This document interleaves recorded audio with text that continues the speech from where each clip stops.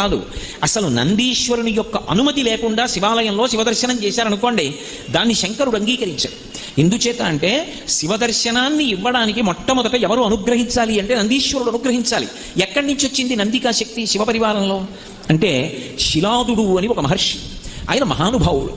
ఆయనకి ఒకప్పుడు ఒక విచిత్రమైనటువంటి కోరిక కలిగింది, నాకు ఒక కుమారుడు కలగాలి, కానీ అందరు పిల్లలు పుట్టినట్టే భార్య యొక్క సహాయము వలన నా తేజస్సు నా భార్య యొక్క శోణితము కలిసి నా భార్య యందు పిండముగా రూపుదిద్దుకొని ఏదో కొన్ని నెలలు ఆమె గర్భము ధరించిన తరువాత బయటికి వచ్చేటటువంటి శిశువు కాదు, అయోనిజుడు కావాలి.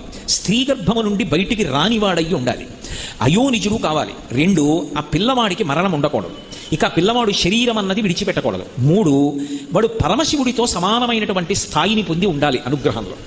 వాడు ఆజ్ఞాపించడంలో కానీ అనుగ్రహించడంలో కానీ రూపంలో కానీ ముమ్మూర్తుల శంకరుడు ఎలా ఉంటాడో అలా ఉండాలి.